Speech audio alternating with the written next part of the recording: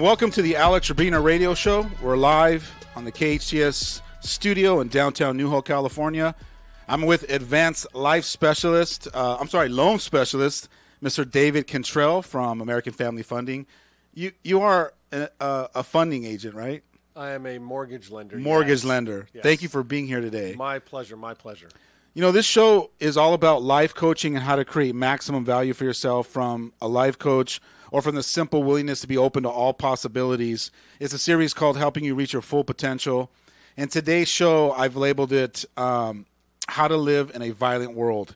How to be able to make sense of what's going on in our world and still access our own personal power without getting hung up on the things that are out of our control and letting that anger and the anxieties take over us.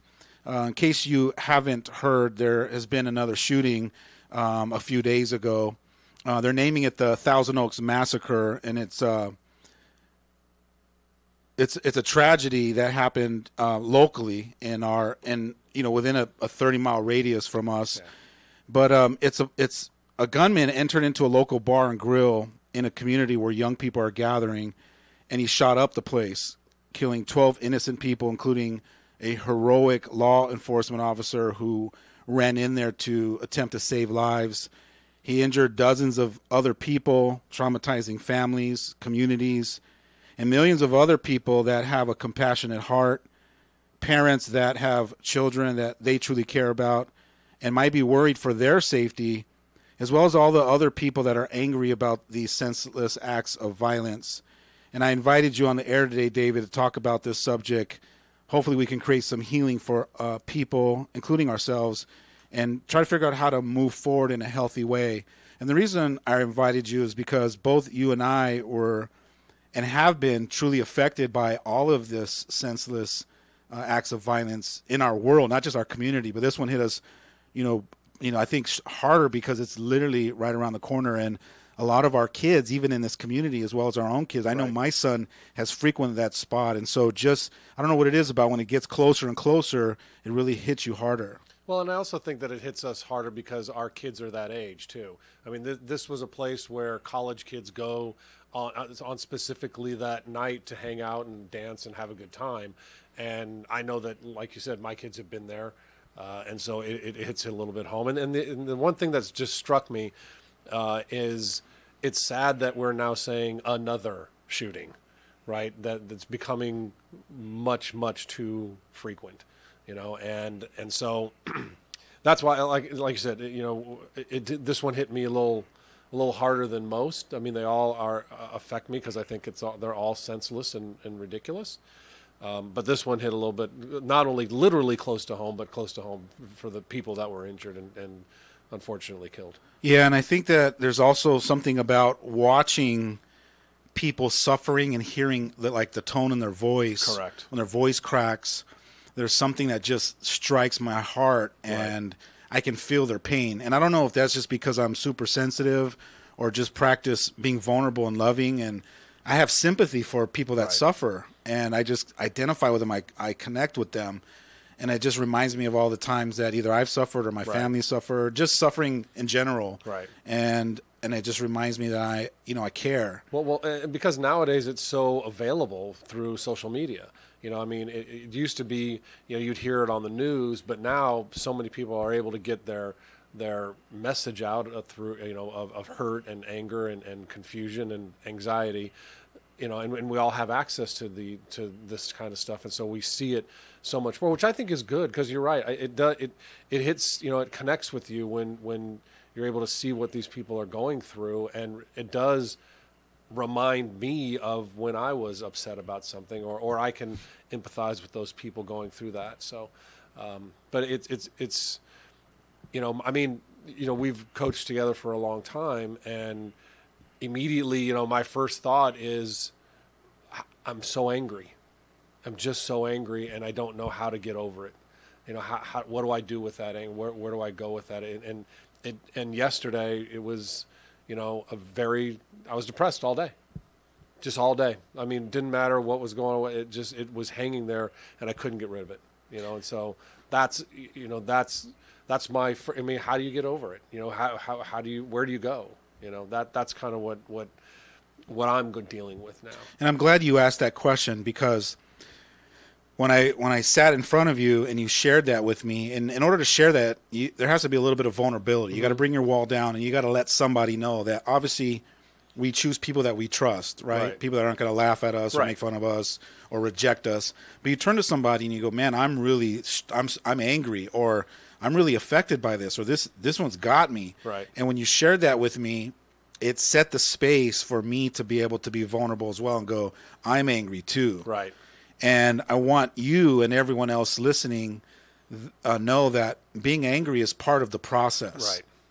And I think that because we're angry is because we know that this isn't right. Mm-hmm. This isn't natural law of the universe. It's not natural acts of love. Right. It's the opposite. It's fear-based. It's hatred. It's depression. But it's obviously happening for a reason. I think we have to sit down and look to see what's the reason and why. Like if you look at the world is always communicating to us. Mm-hmm.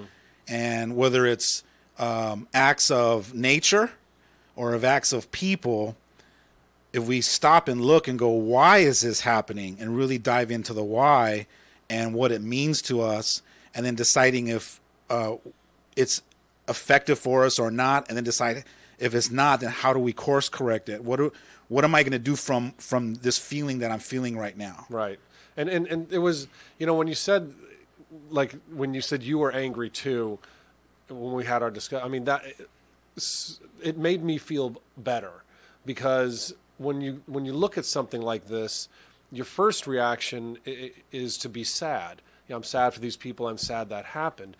And I think a lot of people stop there, which is great and fine. And so the fact that I was so angry, it was nice to know that somebody else was, because I felt like, okay, this is okay for me to feel this way, because somebody else that I know and trust, and it feels that way too. So it made me feel not so much on an island, but as part of, okay, other people are feeling this way too, so it must be okay for me to feel this way. I have to get over it, but in this moment, it's okay that I felt that. Absolutely. So now let's open up the possibility of why we feel angry. And I want to open up this possibility that, and I'll speak for myself, I think there's a possibility that I'm angry because there's a part of me that I have no control over it. Mm-hmm.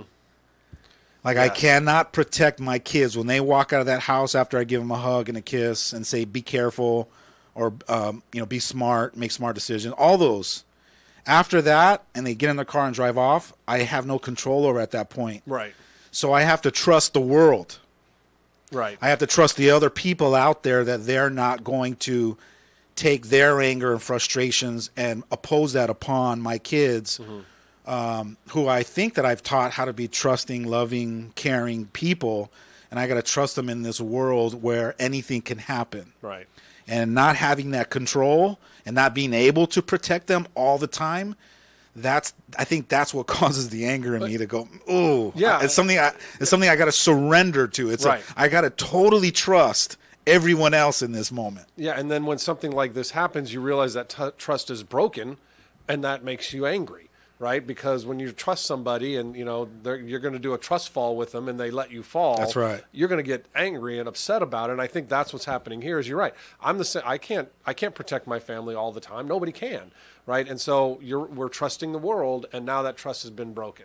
And I think that's what the anger part of it is, more than the sad. Right, I mean, I'm still sad and hurt that this kind of thing happened, but the anger part is because somebody broke the trust that was supposed to be there, right? They were supposed to be able to go to that club, and they were supposed to be able to come home, and they didn't, and that trust is where the anger is. Absolutely, and then after the anger, I think the sadness comes into play. So both the anger and the sadness, if you really think about it, those are byproducts of grief. Mm-hmm. And grief is dealing with any kind of loss. So if you think to yourself, even though I didn't lose my loved one directly, right, but somebody did, and right. I can feel that pain and that hurt for them. I can put myself in their shoes because I'm a compassionate person. Right. But not only that, but sometimes we don't realize that loss comes in multiple forms. And one loss is that trust. I just lost one more time trust in humanity. Right. I just lost one more time trust in this safe environment, this community that is supposed to be labeled either our community, right, Awesome Town, Right. or the safest city in the world, Thousand Oaks, or whatever we've created in our mind that I'm safe, I can trust here, I don't have to lock my doors, I don't have to close my windows. And so we lost that trust, and we've never had the control. Right. But it's the illusion that I have the control. Or we got reminded one more time I never had it. Right. Exactly. So I lost control. I lost security. Right. When I go out to eat, or if I'm at a sporting event, I'm not there totally surrendered with 150% trust that nothing's going to happen. No plane's going to fall out of the sky right onto us, or I'm not going to hear bangs going off that I don't understand, where I got to now all of a sudden decide to run for my life. Like, I lost all of that. And that's what grief is. Right. And that's where the sadness comes in. And I think that's where the like you said, we didn't lose our family members personally, but you're right, we did lose the freedom part of it, right? That you have to say, be careful. You have to say, be vigilant. That's the loss that I'm feeling, is this could happen anywhere, anytime, and so now I have to think about that when I don't want to think about that. And so that freedom of security is what I lost. And I also think that in the spiritual world, or higher levels of spirituality, you start to realize or come to the conclusion that we're all one. And my neighbor and his son, that's still my family. Right. We're all family. And so I think that intuitively we know that spiritually with our spirit and our lights, we know. So when someone's suffering, I suffer too. Right. Because I know what that feels like. Plus, I don't know when my day's coming, if it's coming. Right. We just never know until all of a sudden it shows up. Right. Similar to the experience I had when my dad got cancer and was told he only has 8 months to live. Prior to that, I only knew friends of friends, their cousins, their aunts, their uncles that had cancer, and I felt the pain for them, and I felt the sadness. But until it happens to your loved one, your family, all of a sudden it became real. Right. And when you're watching some of these interviews, it's like, man, like I feel your pain, like if I'm you. Right. And that's what was amazing about that. So I have this audio piece. There were several audio and video pieces yesterday of family members that when they were breaking down, literally me and my wife were just grabbing tissues or wiping the snots on our sleeve because it just kept hitting us. But there's one piece I brought into the studio. I wanted to play it for us real quick. Okay. My name is Susan Orfanos. My son was Tel Orfanos. We lost him last night at the borderline shooting. My son was in Las Vegas with a lot of his friends, and he came home. He didn't come home last night, and I don't want prayers. I don't want thoughts. I want gun control, and I hope to God nobody else sends me any more prayers. I want gun control. No more guns. Thank you. Now, let's put gun control aside because I don't want to get political and I want to go down that road because it's not what this is about. But I want you to focus in on the pain. And when she said, I don't want no more thoughts and prayers, that really hit me because automatic pilot, right? Our automatic pilot is to go, I'm so sorry, I'm sending thoughts and prayers to you. Right. It's like that one word that we use that we can all just grab onto that safe word and send that to you. Sometimes after multiple tragedies at some point, and she just described it like, I don't want that. Right. She was basically saying, I want answers. I want Right. solutions. I want for no more other families to feel what I'm feeling in this moment. That's the music and the message I heard behind her words. Like, it was a different message that I heard in that. Well, yeah, and I heard that thoughts and prayers are the easy thing to do, right? I can give them thoughts and prayers, and you hear, like you said, and when I'm listening to a news conference about it, everybody starts with sending our thoughts and prayers, saying our thoughts and prayers. When you say a word over and over and over and over, so at some point it kind of loses its meaning a little bit. And I think that's where we are with this, that it's kind of lost a little bit of its meaning because as much as thoughts and prayers, I genuinely am praying for them, and my thoughts and heart does go out to them. because I could never imagine the loss that it does hurt, but nothing like what they're going through. But until action is taken or answers are given or something, thoughts and prayers are starting to fall on deaf ears, I think. And that's the sad part about it is, you're right, these people want answers. They want the why. They want to, what's the why? Why is this happening? And by no means do I want people listening to this dialogue to walk away going, well, wait a minute, what's wrong with thoughts and prayers? They're powerful. Right. Absolutely they are. You bet they are. I'm not taking away from how powerful thoughts and prayers are because they're healing. It's a healing energy. And it's the byproduct, or it's a counterbalance to the hatred and the devastation, and it's sending that healing light towards them. This isn't about the thoughts and prayers. It's about her being disgusted that she had to experience this in her lifetime of losing her son from a tragic event that he didn't call forth. Right. It's not like he went skydiving or he did something he was risking himself. Right. He was in a place where he trusted, where he was enjoying himself. And here's the crazy thing about this scenario here. I don't know if someone could correct me if I'm wrong, but I thought I heard her say he was in the Las Vegas shooting. Yes. And escaped or got away or missed it or whatever, came home and probably had to go through that whole grieving process and then trusting the world again and thinks he's safe in his own little community, and then gets taken out anyways. Yeah. And I heard there was a couple of people that might have been in that Las Vegas, that same scenario, that either were there, got injured, or got away for a second time. Right. Or for him, tragically lost his life that second time. Yeah, I agree, and I think there were some people there because it was the same type of country dancing, and I'm sure a lot of people from here were there. But yeah, that's the I agree with you. I would never want anybody to think that we're saying anything against thoughts and prayers. Of course, we want everybody to send their thoughts and prayers and say something in your heart for these people. But I think that the people that are going through it are thankful that people are sending thoughts and prayers, but it's not answering the why, and it's not helping them with a solution, and it's not helping them get like you said, if somebody did something rash and dangerous, and something happened to them, you could point to, okay, well, that's why this happened, because they did this, and we figure it out. We may never have the why on this, because the guy took his own life, so we may never have it, and that's where that pain is coming from. And even I think a little bit beyond her wanting to know why, I was feeling like her message in the tone and in that pain voice was like, I need to ease my pain because I am hurting like I have never hurt in my entire life. Right.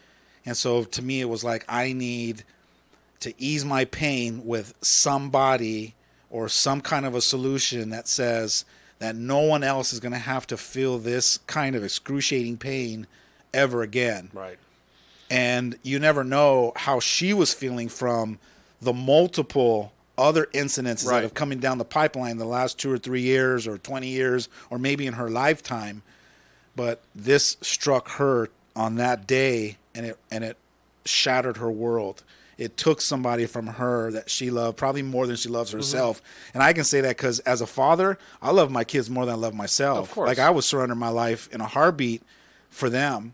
Absolutely. And so to know that they got taken out by this senseless, horrible choice that somebody made because he was probably hurt, broken, lost, confused, and so damaged that he thought that this was his only way. And I guess this is the society we've created now, especially with social media and technology. Now all of a sudden you can make apparently a statement by hurting other people as your last act of whatever you think statement you're making. Yeah, I mean, and I saw in her, she's still in the angry part of, because she's pissed. The process, right. And I think, I mean, because, again, kind of from what you said, part of that anger, I'm guessing, I'm making up a story, but is every time this happened before, she said, thank God it wasn't me. Thank God it was, because I said that. I Right? agree with you. Thank God it wasn't. That's it wasn't right. me. And now it was.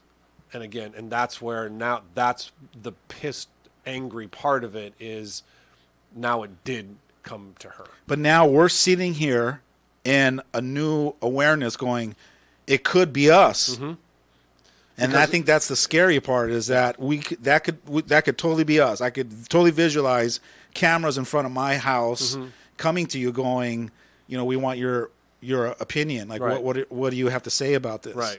Yeah. And I think it's because it is so close, right? And so, it literally hits home because it was 30 miles away from us. Absolutely. We got to take a short break. When we get back, we're going to continue this discussion. Stay tuned for more of the Alex Urbina radio show right here in your hometown station, KHTS. Why do people from all over Santa Clarita come to our spa in Canyon Country? Simple. They want the highest quality services at prices that everyone can afford. My son This is was Rosemary from Beyond Tellerfanos. Harmony We Med lost Spa. him last night Read at our the reviews and borderline know why shooting. we won the Ultimate My Beauty son Awards was in 2 Las years in a Vegas row with a by lot the of his readers of friends, Elite and he came magazine. home. Come and see He how didn't close come we home really last are night, and experience I the don't level want of prayers. excellence that our I clients don't have want loved for the past 13 years. Go to beyondharmony.com or call 298-8008 today for a free consultation. The Art Gallery of Santa Clarita Artists Association, located in downtown Newhall on 6th Street between Railroad and Main, features local members' original artwork with changing exhibits every 2 months. Purchase affordable art for your home or as gifts. Open Friday through Sunday or by appointment. Artists wishing to join the SCAA can visit santaclaritaartist.org, come to our free monthly meetings at Barnes & Noble, or stop by the gallery. For upcoming shows, check us out at santaclaritaartist.org. We make visual art visible. Are you ready for some football? Consumers Furniture is. Come on in and check out our huge selection of Power Motion furniture. We have the largest selection of reclining sectionals, sofas, love seats, and recliners in the Santa Clarita Valley. Fabric or leather, Consumers has the right piece at the right price to make your home ready for all the big games. Need it for this Saturday or Sunday? No problem. Consumers has same-day or next-day delivery on most of our items. Consumers Furniture is located in the Center Point Shopping Center right below Sam's Club and Walmart. It's time for your special event. Kelly's Wedding Garden is your perfect spot. Kelly's has transformed weddings, anniversaries, company parties in the Santa Clarita Valley for decades. They have it all. Delicious food, a beautiful setting, plenty of room, and a team of professionals that can handle it all. Kelly's Wedding Garden, just off the golf course in Friendly Valley. Weddings, bridal showers, bar mitzvahs, company parties, anniversaries, class reunions. Kelly's Wedding Garden is your Santa Clarita oasis for outstanding, memorable events. Discover how you can transform your event at kellysweddinggarden.com. That's kellysweddinggarden.com. Your hometown station. KHTS AM 1220 and the new 98.1 FM.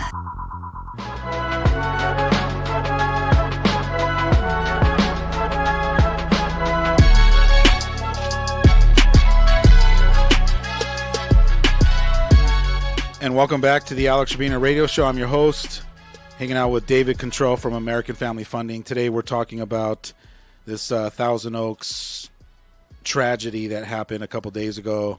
And we were just kind of candidly, openly sharing, our own pain and our own anger and the whole process that both you and I went through. Right. And that, that the morning after, we do some coaching. So we sat down and it was kind of, you were really in it. And then by you being vulnerable enough to share that with me, it gave me permission to share it. Like, hey, I feel like that too. And it's okay. And it's part of the process. And I'm hoping that through that dialogue, there was a little bit of release and that you were able to feel a little bit. But I know it's not going to ease your pain because I'm still lingering with it. It lingers for me, honestly. Some of these horrible events, it sticks with me even sometimes for a couple weeks. Sure, yeah, it does with me too. And to go back, yes, it was helpful because I'm not as depressed today as I was yesterday, and so I think you and I, sharing our pain and again being, feeling like I wasn't alone in feeling that way, because I feel like I should have been feeling sad, but I was really feeling angry. And so that was that. So you were kind of judging your feeling, going, why am I feeling this when most people, you made an assumption most people are probably just sad, right? But I'm really angry, right? Yeah. And so and that's kind of the other thing I wanted to ask you is, knowing coaching with you as long as we have, I have a hard time getting over things sometimes, and I'm still stuck in the anger part. I mean, and I'm wondering if other people are still stuck in that anger part, and what we can, where do I take it? I mean, other than just saying you'll get over it, right? So how do I start the process of moving past that piece of it? I'm not going to move, like I said, it's going to stick with me for a while, and it should. But how do I get on to the next stage? I'm glad you asked that question. You actually have already started the process. You probably don't realize it. But the process is, one, by being aware that you're angry. So number one is being aware that, man, I'm angry. Or, man, I'm still angry. It's 3 days now, right? So Exactly. Just the awareness that you're angry is the first step. But I think the second step is letting somebody know that you're angry. So it's finding somebody that you trust, a sacred space that you can vent it out or talk about it. Part of grieving is finding a place for you to cathartically communicate whatever's bothering you, or sharing or communicating your emotions or what you're feeling, so that you can communicate it with the intention to get off of it. Or I'm going to share this to surrender it, or I'm going to share it until the point that I finally embrace it rather than resist it. And I know a lot of people like you go, embrace it? What do you mean embrace it? Right. Not embrace it like validate that what happened was right or that it's okay. I mean embrace it like it happened. I think sometimes we get psychologically stuck in, I don't want it to happen. And I go, you can want that for the rest of your life and be stuck and be carrying all the angst with you for 50 years of not wanting something to happen. But the reality is it did happen. Right. And the quicker you can accept or embrace that it did happen, then you can move on to, now what do I want to do about it? Right. Do I want to try to change it? Do I want to ignore it? Do I want to learn from it? Like, the question should be is, where do I go from here? Right. And I want you to know that being angry for however long it is okay. Right. I don't want you to be judging like, okay, I'm angry now a month now. Should I be off it? If that's what you feel and that's what's really going on, feel your anger for however long you need to feel it. However, don't feel it just internally, because it'll be like a hamster in a hamster wheel. Right. And the more you feel it, the more you generate. So imagine a hamster just in a wheel going over and over and over again. Imagine the energy and the force it's creating. It just keeps going on and on and on. Well, yeah, I know it's like sometimes when you have something going on in your head and whatever it can be, and you're like, God, I want to deal with this. But then as soon as I tell my wife, it feels better. That's right. All of a sudden it just feels a little bit better, that it's like, all right, now, because I feel like I got somebody that can help me, right? And that's the thing. And the other thing that you said that I think a lot of people have struggle with, and I do too, is accepting that it happened. I can accept it happened that I had a cup of coffee this morning because I like coffee, and I can accept that. When the bad things happen is when we don't want to accept. I don't want, because then you feel like you're like you said, you feel like you're validating and saying, oh well, it just happens, and you're like, no, this isn't supposed to happen, so I don't want to validate it, and that's why you hold on to that anger. But I think, like I said, telling somebody and having them say, yeah, I'm angry too. Now you feel like you can share back and forth, and then all of a sudden you tell somebody else, and they're feeling that way too, and it makes it easier to accept the bad things when other people are accepting it also and are not happy about it, right? So that's, I think, a difficult thing for me, because I don't want to accept the bad. I don't want to accept the bad things. I want to. So if I just, like you're in your baby, okay, I don't see it anymore. It's not there. We just can't do that. Yeah, and I need to go on record and say that by accepting that something did happen is not validating that it should have happened, or that you're okay with it. Right. You can still say, I accept that it happened, but I don't like it. Right. I accept that it happened, but this isn't natural. Right. I accept that it happened, but I'm not that I'm gonna make whatever I can do within my own personal power to see if I can help not have that happen like that again. And I think that's the key is understanding that you can accept it, but still be sad and angry that it did happen. But you do have to ultimately accept. People weren't happy that World War II happened, but it did.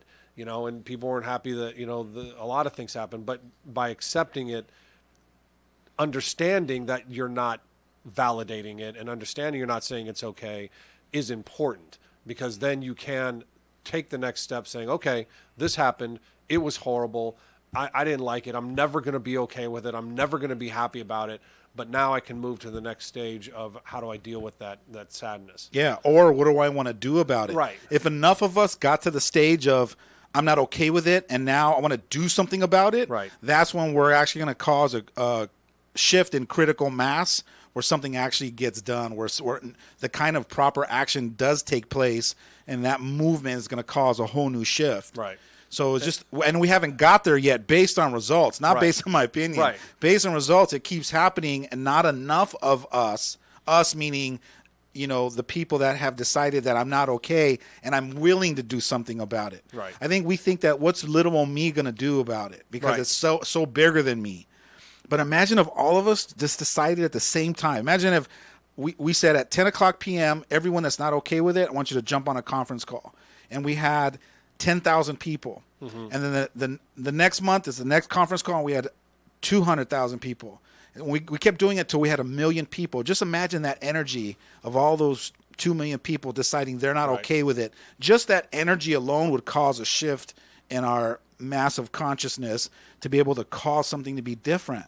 Yeah, and we're just not there. We're in onesies and twosies thinking that I can't do anything about it. And I think that's what that parent was asking for. Yes. That's what she was saying. And she was speaking for a lot of us, I'm sure including me. Right.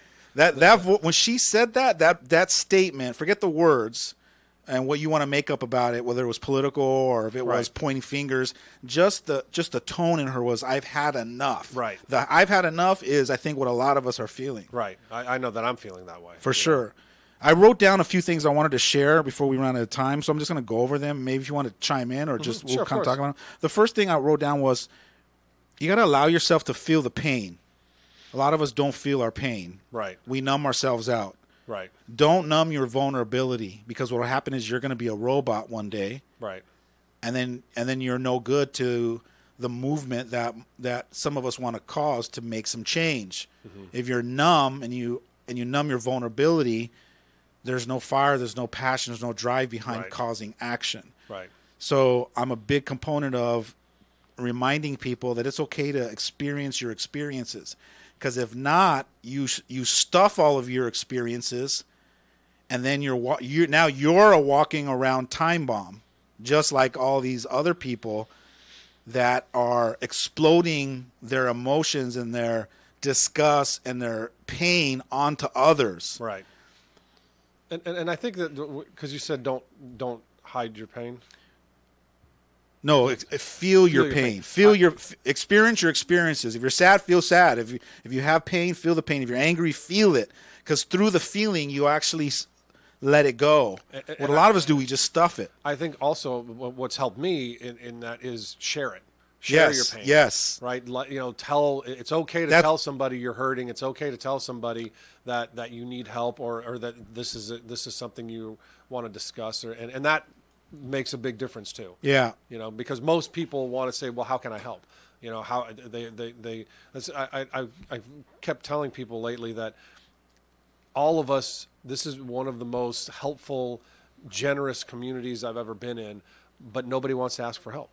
Everybody's willing to, I want to help, but nobody's vulnerable enough to say, you know what, I need help, and so that's why sharing your pain is allowing somebody to help you. That's right.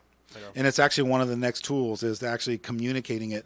The first one is allow yourself to feel the pain so that you don't numb your vulnerability and that you don't stuff it. And then when you stuff it and you're numb, then you don't feel alive. And so then you now are seeking that feeling to feel alive. So then you medicate yourself. Right. And so you just go down that road where you're numb, cold, shut down, disconnected, and you're robotic. Right. And then all that anger and all that pent-up stuff has to come out somewhere. And that's where these people are now exploding all that onto our brothers and sisters, and our sons and daughters are out in the world just trying to enjoy their life. Right. Yeah. So don't keep causing more of that. We got to start healing ourselves. The second thing is be there for each other, to be able to let out those emotions. Right. Let it be a release, Right. like you said. And then earlier when you're talking about sharing with your wife, you said, when I share with my wife, I feel better. Mm-hmm. What's amazing is that when you get people that get you and people that are this safe space for you to share, that safe space is like a vacuum. When you share it out loud, the vacuum goes, Yep. and it sucks out the 40% of what you let out. Right. Be careful not to share with other people that you fuel each other. Right. Because you can sit there and vent, and they vent, Yeah. and all you're doing is you're two Hamsters rats on- or right, two hamsters right. on that wheel. Now 2 of you are going, so you got to be careful. And that's why these groups that come together for healing, we get into a circle and you share, and I visualize this huge pit right in the middle of that circle. So when you're sharing, it's going Right. like this big vacuum that's able to suck out all of the anger and frustration and sadness that you got, so that you're healing yourself. Right. So you want to be there for each other, let out the emotions so you can release it, and then do it through the sharing or conversations or deep discussions with other people that you trust, of like mind, that you can kind of get it out, so that you can make sense of what's actually going on, instead of finding more reasons to keep validating some of your own beliefs about the world or politics or society, because we can do that too. Right. Like, see, like me and you can go, see, the world is not a good place, and like we can like totally be validating each other's stories, Absolutely. Sure. and be more victimized and Right. kind of be going more into a negative place, rather than empowering each other to Right. go, well, what are you going to do about it, Dave?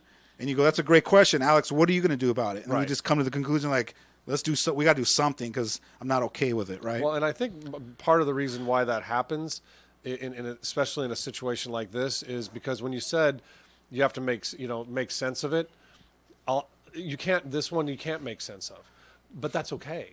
But as long as you validate that part, it's like we said before, you validate that part of it, saying it's not okay, but that making sense of it with somebody else helps. That that back and forth, as long as you're not like I said, validating and on 2 hamster wheels, which is very easy to do. Mm-hmm. You have to be really careful of that. But like you said, sharing that and going out to somebody else, it makes it really helpful. Yeah. The next one is, I wrote down, remember that there is beauty in the world. That's a challenging one to do when you're in it, right? When you're stuck in it and you're finding evidence that there's not. Because look, I have evidence one more time. There is beauty in the world. And then give yourself permission to be more of that. Be the beauty. Be the change you want to see in the world. Be the beauty that you want to offset in the hatred, in the darkness.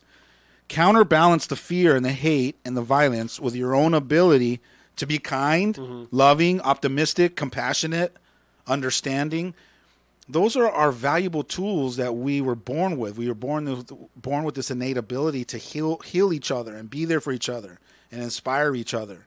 But for whatever reason, we get tagged and then we go off on the hamster wheel, reacting to things, resisting things, and then driving ourselves to the anger and the sadness and the bitterness, and then we just go down that road. Sometimes we need somebody to grab us by the shirt and go, hey, buddy, come back. Yeah, we all need that, because when you're in that situation, it's hard to find the beauty. It's hard to find to be that person when you're, those people that are, it's going to take a really long time, and then it kind of goes out from there. The people in Thousand Oaks, they may get there a little bit sooner, but it's still going to be hard. People in Southern California, people in the world, right? It's going to take a little bit of time when something like this happens to remember the beauty of the world, to remember that, what I did, I called my kids immediately, and said, hey, I love you. And literally that fast, I said, okay, I'll talk to you later. And they said, okay, talk to you later. Love you too. Sometimes our kids can remind us what beauty's in the world. And that's, just hearing their voice made me feel better because of that, because you are remembering that, I feel horrible about what happened, but it didn't happen to me. And connecting with my kids reminded me of the beauty and of them and our world for that moment. And so I felt better in that moment. I went back to anger pretty fast though. So it's still, I'm sure you did. Still a little hard for me, but yeah. And the last one I wrote down was, force yourself to have some of these conversations with people that don't share your opinions and your points of view. And the reason why is so that you don't get stuck in the separation that's actually happening in the world today. We need to learn how to agree to disagree without getting mad or angry or annoyed. And the only way to do that is to practice that with other people that don't agree with you. Right. Because think about it. If you and I just started to hang around and go, oh, we see each other's points of views, and then we're just going to start creating our little village of people that only see it the way we do. Right. And then other people are going to gather and do the same thing, and we're just going to keep having these separations. You have to force yourself to sit with other people that don't see it like that and try to find a common ground to go, I can see how you see it like that. And you go, I can see how you see it like that. You have this beautiful piece in your office. It's got two people standing looking down at what they think is a number. Right. One person sees it a 9, the other person sees it a 6, and they both are right. Correct. Based on how they see it. Right. But I love that piece because it reminds us that, hey, could it be possible that you're seeing a different number and you're right and we're both right about the way we see it because we have the ability to perceive things in different ways. Well, yeah, that really, I mean, I do love that piece also, and I look at it often, and because to me, that's something that's hard for me. I'm very, That's why you have it as a reminder, right? It reminds me to shift my perspective. So that sometimes I need to shift my perspective. That doesn't mean that I'm going to be that, say, okay, that's right, I'm going to be that way now. But at least, like you said, allow for that to understand that's why that person is feeling that way and that's why they see it that way. So you may not agree with it ultimately, but it's okay. But it's the agree to disagree piece. And you're right that if you end up just listening and hearing and watching what you already believe in, it makes it very difficult to see another side and to compromise. And that's, you're right, that's a tough part of our society right now because it's so easy just to listen to what you already believe. So you have to be willing to allow for a different perspective. And again, I'm not saying agree with it at all, but you have to at least allow for it. Yeah, just be open to, I can see how you see it like that. Yeah. Maybe someday I'll see it too. Right. Right now I can't, but I'm willing and I'm open to seeing it like that. It's like, but if we start getting rigid, like, no, it's not, right? And we stand to try to be right about the way I see it. That's how wars happen. That's how countries are divided. That's how shootings and massacres like this happen. Because people feel separated. They feel like you're better than, or you have this, and that ideology is what's killing us. Right. And it's, I think about it, like I said, that piece I have, but I also think about just the simple things, right? That, I brush my teeth the way I brush my teeth, but could I be open to a different possibility of using a different toothbrush? And it's like, yeah, I guess I could. So why is it that we could on simple things, it's easy, but then when it starts getting the bigger, the worldviews, right, but it's not any different. Yeah. It's still the same thing. You still have to release. You have to be open to at least trying or at least seeing it. A different way. Maybe I'll try this and not like it and go back to the way. Okay, that's fine. But at least be open to hearing the other side or hearing a different perspective. Because that to me, and again, I struggle with it.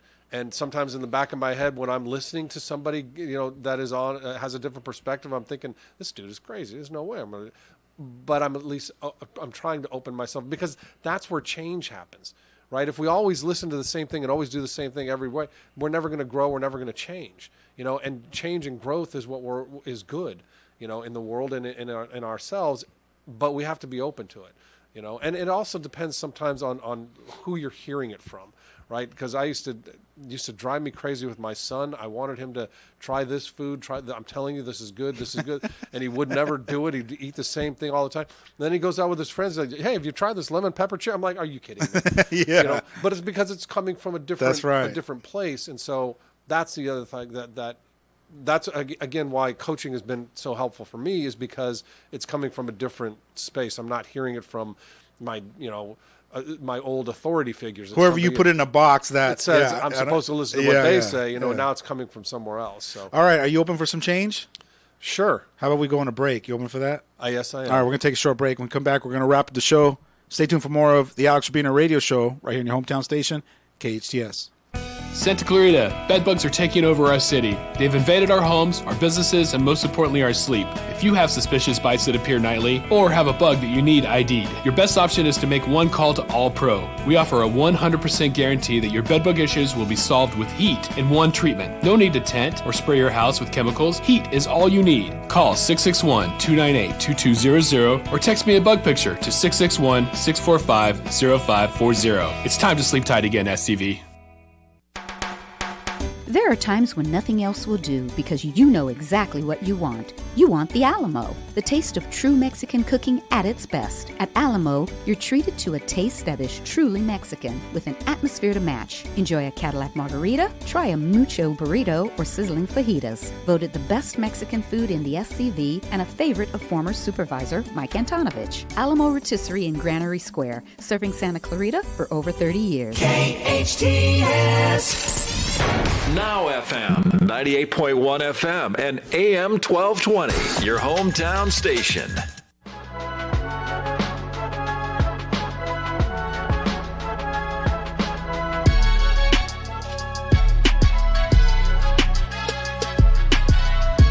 And welcome back to the Alex Urbina Radio Show. I'm your host, hanging out with Dave Contrell from American Family Funding. You know, we were talking the last hour about this Thousand Oaks massacre and how profound it has been for us. I think this go around because it was a little bit more close. It was a little closer to home. Mm-hmm. You know, I was still affected profoundly by the Las Vegas as well because, you know, I go to Vegas, you know, periodically, and I could see myself having that good time and totally trusting the world and living in the illusion that, hey, this is the adult playground where we could just kind of hang out and let loose, and everyone is my family, and we can high five the person next to us, just like going to a sporting event. You know, you're all rooting for the same team, and you're high fiving each other. And today, you know, you're my neighbor, you're my best friend. We're just kind of having a good time, and then to have that come to an immediate halt, where we go from that celebrating and total trust, vulnerable, walls down, to all of a sudden I gotta go and run to try to save my life. I can't even imagine that. I can't either. In a million years. There's it's sad. Yeah, there's no way I can imagine, and I'm sure that these people couldn't have imagined it either. That's what they're saying in the interviews. I'm listening to these interviews, and they are saying, I never in a million years thought that I'd be in this scenario. Right. And you know, this is the part. A lot of times on this show, I talk about ego and how sometimes ego gets in the way of our relationships, and it keeps us safe and it protects us from not being vulnerable, and it does the opposite of letting us, you know, thrive in relationships and connect deeply with people and all that kind of stuff. But this is the one time that when I talk about that our ego is designed to protect us, to save us in our lives. This is the one time where you need ego to go, all right, buddy, come on in now and help navigate me out of this place or save this person that's in front of me or whatever it is. You go into fight or flight mode. Your job in that moment instantly becomes I got to get to safety. Right. Yeah. Because that's, you know, we've done some drills, or not drills, but we've gone to some about, you know, run. The first thing you do is run because you got to take care of yourself and then take care of people around you. You know, and so it's hard to imagine and it's hard to think about, but unfortunately, that's something that has to be in the back of our mind. Now, like you said, when you go to a sporting event, you know, there's that moment when I do think about that. Where's my exit? How am I going to, you know, what am I going to do? Where am I going to go? You know, and I hate that is where we are now, but it is, you know. So I have a question for you. How do you get back to business after you experience something like this, whether it's that night of, in the moment, that next morning? How do you go back to making those phone calls to make sure that you're following up with the people that you're helping in their life and fulfilling some of their dreams of, you know, owning a home or whatever it is? How do you get back to that? How have you been? I think that it was what you mentioned in the last segment of remembering the beauty and remembering there's good in the world and remembering that I want to be a part of that good, right? And so I can't continue to keep my head down and continue to be depressed and upset.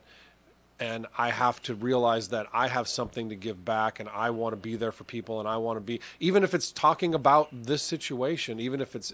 Have any of your clients, when you, up until this point today, have any of them brought up any of that? Oh, okay. I called a customer that lives in Thousand Oaks. Oh, wow. And I called him up and I said, hey, I just want to let you, and it was just a typical call. I want to let you know that if you need anything from me. And he said, yeah, it's a pretty tough day out here because now we have these fires going on too, right? And so we just kind of, took a moment to almost not really talk about business or anything. And I'm just like, hey, I hear you, man. And if you want to talk, or if you want to, I got kids that age too, I'm here for you, so, and it was more of that. And that's the kind of, when you say, how do you get back to work, how do you get back, or how do you, not even just work, but life, it's just, you just have to remember that we do have something to give back, and we do have something that makes us who we are, and you want to be a part of the good. And so if I'm going to do that and you do that and these other people and 10 people do it now, that starts to swell of healing with everybody, knowing that, okay, it happened, we hate it, it's horrible, but let's move on and try and see if it, and I hope it doesn't happen again. And I think that's what makes you great at what you do for people in this community, by caring. Mm-hmm. I think that's what makes you great at your business, because you authentically care, and it's not about business. You can put business aside and go like, what's going on? Like, mm-hmm. you're a real good friend, and you bring that with you into your business, and I think that's what's making you successful. And people feel the genuine, authentic, loving, caring, compassionate man that you are. And I think that those are the types of people I want to do business with, is the ones that just really care and it just like you said, call you up, hey, how you doing? Right. Just want to make sure you're okay. Well, I mean, ultimately, I want all my customers to be my friends. I really, and I've told people this for a long time, that people do business with people they like, and so I want to make sure that we like each other, and that's the first step of, now let's figure this, what situation is going to work best for you, how are we going to do this, how are we going to get it done. But it's that creating that relationship. That's why I like you so much?